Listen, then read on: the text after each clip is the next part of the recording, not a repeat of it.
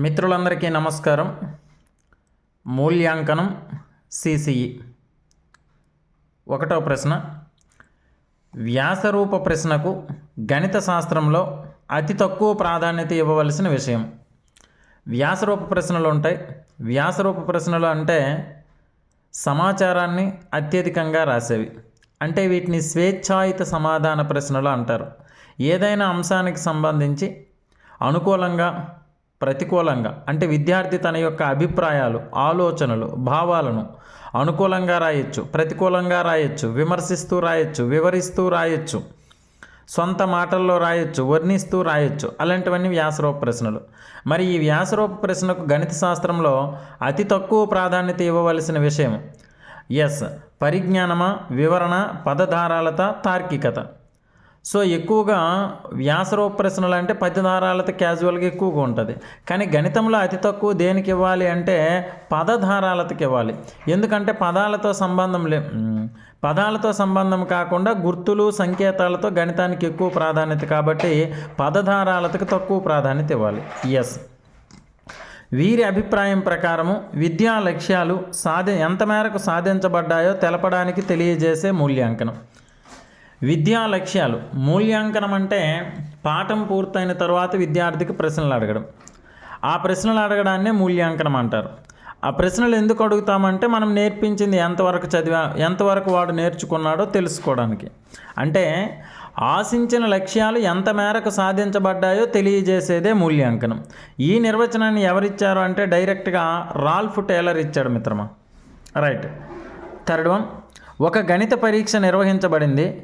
ఏ ఉద్దేశంతో ఆ పరీక్ష నిర్వహించబడిందో ఆ ఉద్దేశం నెరవేరబడలేదని గమనించారు. కనుక ఆ పరీక్షకు ఈ లక్షణం లేదని భావించవచ్చు. ఒక గణిత పరీక్ష నిర్వహించబడింది.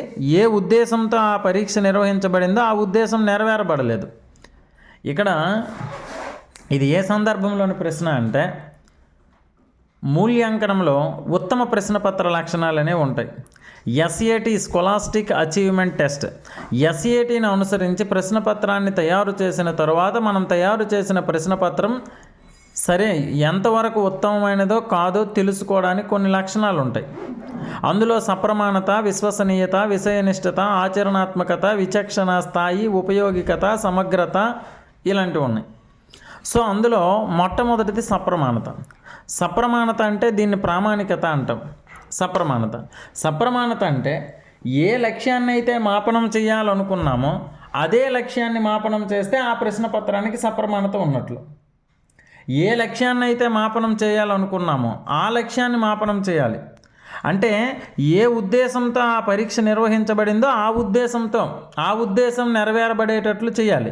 కానీ ఇక్కడ ఏమిచ్చాడు, ఏ ఉద్దేశంతో ఆ పరీక్ష నిర్వహించబడిందో ఆ ఉద్దేశం నెరవేరబడలేదు. నెరవేరితే సప్రమాణత ఉన్నట్టు, అదే నెరవేరకపోతే సప్రమాణత లేనట్టు. సో ఇక్కడ ఈ లక్షణం లేదని భావించవచ్చు అన్నాడు. ఏ లక్షణం లేదు అంటే సప్రమాణత లేదు. రైట్.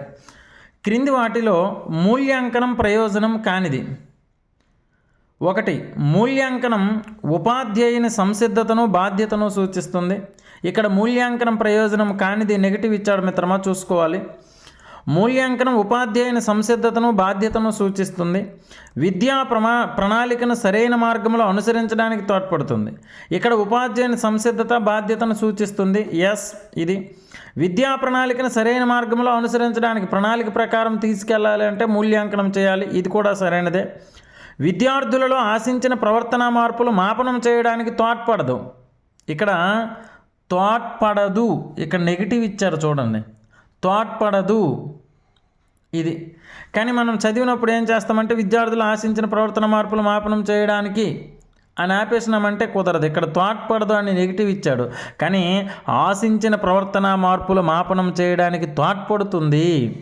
పాఠశాల, సమాజం, తల్లిదండ్రుల మధ్య వారధిగా ఉంటుంది. సో ఇక్కడ మూడోది సరైనది కాదండి.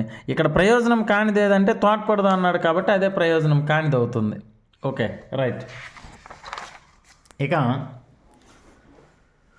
ప్రస్తుతం నిర్వహిస్తున్న నిర్మాణాత్మక మదింపులో అధిక మార్కులు కేటాయించబడుతున్న మూల్యాంకన సాధనం ఏది అన్నాడు.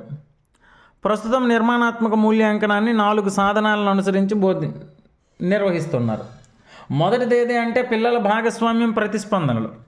పిల్లల భాగస్వామ్యం ప్రతిస్పందనలు, రాతాంశాలు, ప్రాజెక్టు పని, లఘు పరీక్ష. పిల్లల భాగస్వామ్యం ప్రతిస్పందనలకు 10 మార్కులు, రాతాంశాలకు 10 మార్కులు, లఘు పరీక్షకి ప్రాజెక్టు పనికి 10 మార్కులు, లఘు పరీక్షకి 20 మార్కులు ఇస్తున్నారు.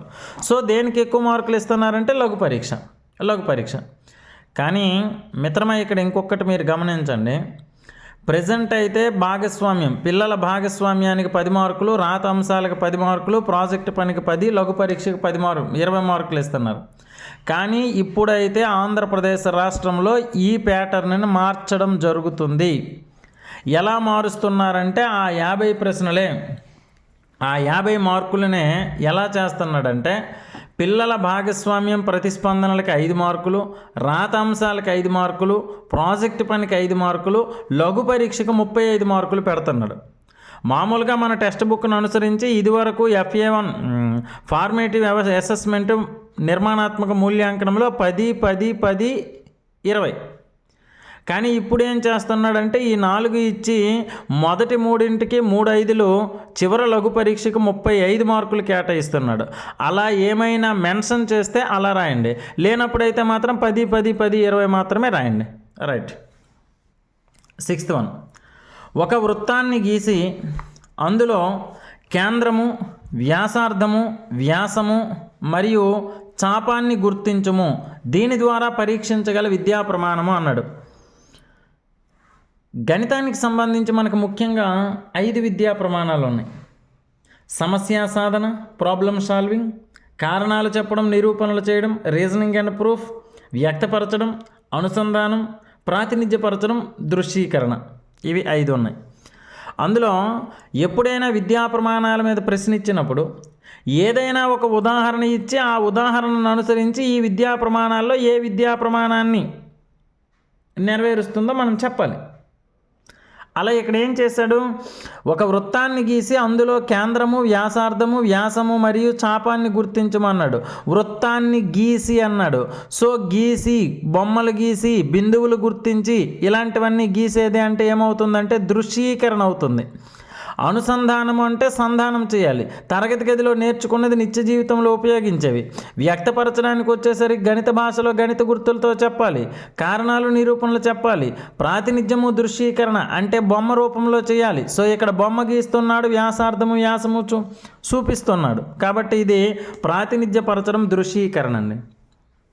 Next 5th one, 7th one, 5th class student, 5వ తరగతి విద్యార్థి FA3 పరిసరాల విజ్ఞానంలో 32 మార్కులు సాధించాడు. అయినా ఆ విద్యార్థి పొందిన గ్రేడు. ఇక్కడ FA3లో 32 మార్కులు సాధించాడు. నిర్మాణాత్మక మూల్యాంకనం 3వసారి పెట్టినప్పుడు విద్యా సంవత్సరంలో 32 మార్కులు పరిసరాల విజ్ఞానంలో పొందాడు. మరి ఏ గ్రేడ్లో ఉన్నట్టు? ఇది మనందరికీ తెలుసు. 0 నుంచి 20 మార్కులు వస్తే C గ్రేడు, 21 నుంచి 25 మార్కులు వస్తే B గ్రేడు, 26 నుంచి 35 మార్కులు వస్తే B ప్లస్ గ్రేడు, 36 నుంచి 45 మార్కులు వస్తే A గ్రేడు, 46 నుంచి 50 మార్కులు వస్తే A ప్లస్ గ్రేడు. సో ఇక్కడ 32 అనేది 26 నుంచి 35 మార్కులు B ప్లస్గా చెప్పబడుతుంది, కాబట్టి 32 B ప్లస్ గ్రేడ్ అండి. క్రింది వాటిలో ప్రయోగాలు, క్షేత్ర పరిశీలనలకు సంబంధించి ఇందాకే మనం మాట్లాడుకున్నాం. గణితానికి వచ్చినప్పుడు 5 విద్యా ప్రమాణాలు, అదే ఇక్కడికి పరిసరాల విజ్ఞానానికి వచ్చినప్పుడు 6 విద్యా ప్రమాణాలు ఉంటాయి.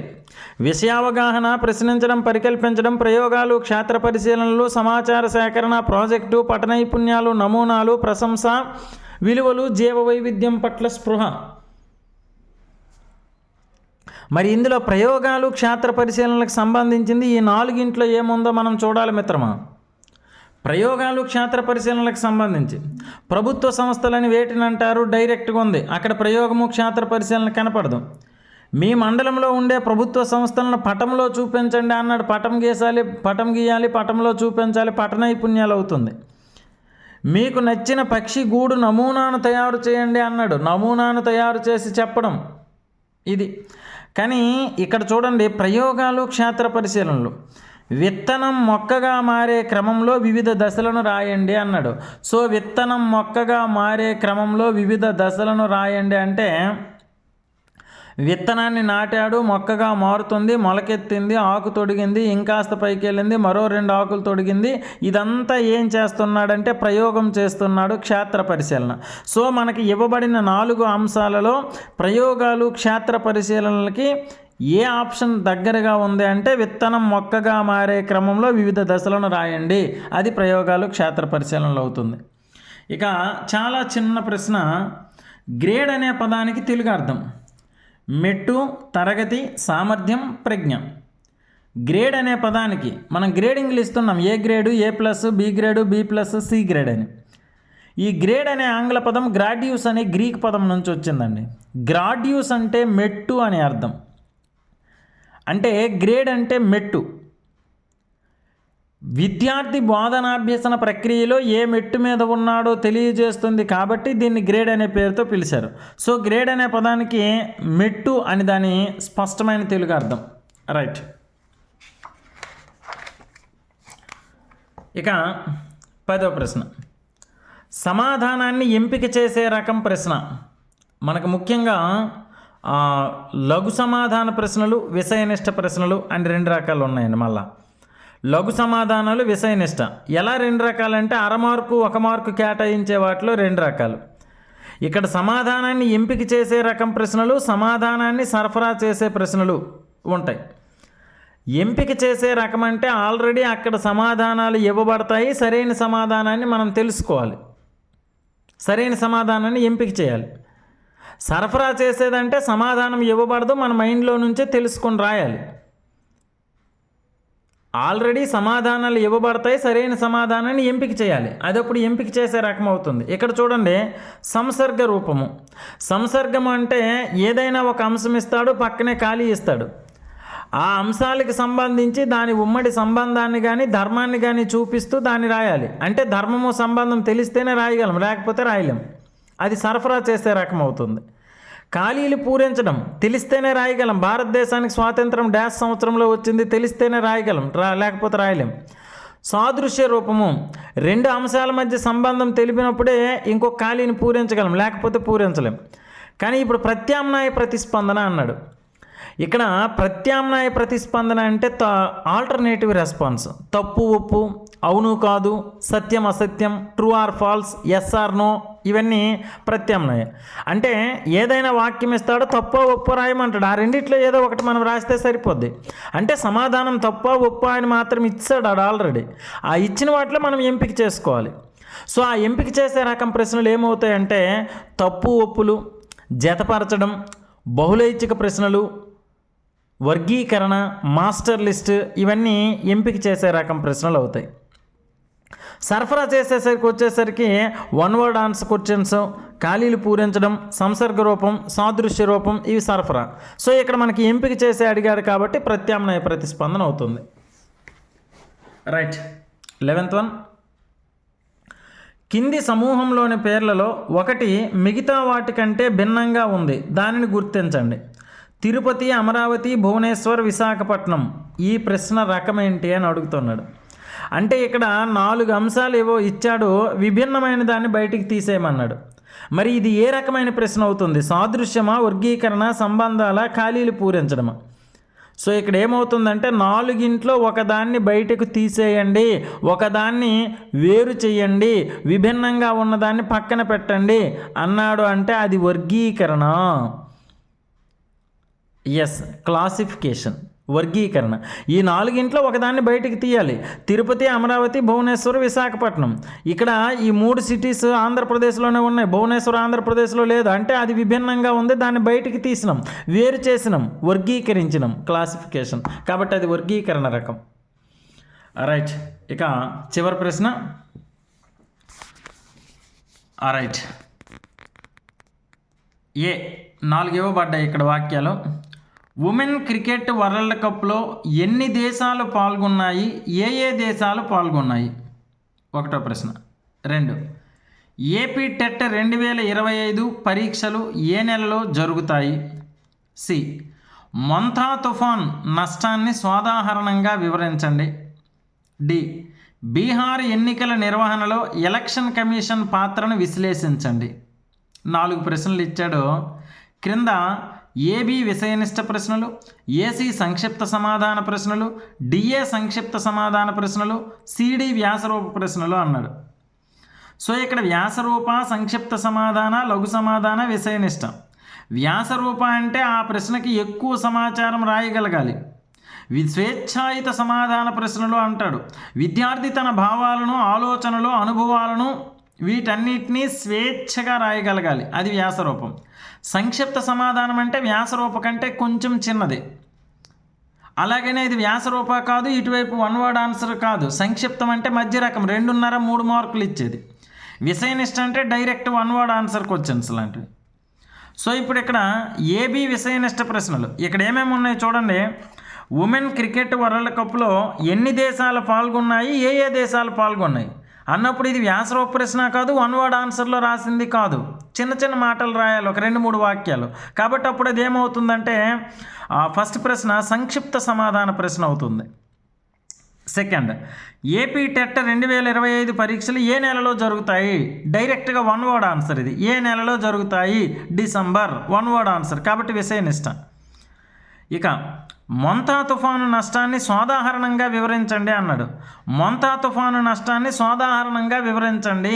సోదాహరణంగా నష్టాన్ని వివరించండి అంటే ఏం నష్టం వచ్చింది, ఎలాంటి నష్టం వచ్చింది, మనుషులకు ఎలాంటి నష్టం వచ్చింది, పంటలకు ఎలాంటి నష్టం వచ్చింది, సామాజికంగా ఎలాంటి నష్టాలు ఎదురైంది, విద్యుత్తుకు సంబంధించిన సమస్యలు ఏమొచ్చినాయి, పంట సమస్యలు ఏమొచ్చినాయి, ఇవన్నీ ఒకదానితో ఒకటి సోదాహరణంగా వివరించడం అనేది వ్యాసరూప ప్రశ్న. బీహార్ ఎన్నికల నిర్వహణలో ఎలక్షన్ కమిషన్ పాత్రను విశ్లేషించండి అంటే చాలా ఎక్కువ సమాచారం రాయగలగాలి, ఇది కూడా వ్యాసరూప ప్రశ్న. సో ఇక్కడ దీనికి 4 సిడి వ్యాసరూప ప్రశ్నలు. ఏబి విషయనిష్ట అన్నాడు, కానీ ఏ సంక్షిప్త సమాధాన, బి విషయనిష్ట అవుతుంది. ఏబి 2 కూడా విషయనిష్ట కాదు. ఏసి సంక్షిప్త సమాధానం అన్నాడు, ఏ మాత్రమే సంక్షిప్త సమాధానం, సి వ్యాసరూప, అది కాదు. డిఏ సంక్షిప్త సమాధానం అన్నాడు, డి అనేది వ్యాసరూప, ఏ అనేది సంక్షిప్త, 2 కూడా కాదు. సో అప్పుడు సిడి వ్యాసరూప ప్రశ్నలు.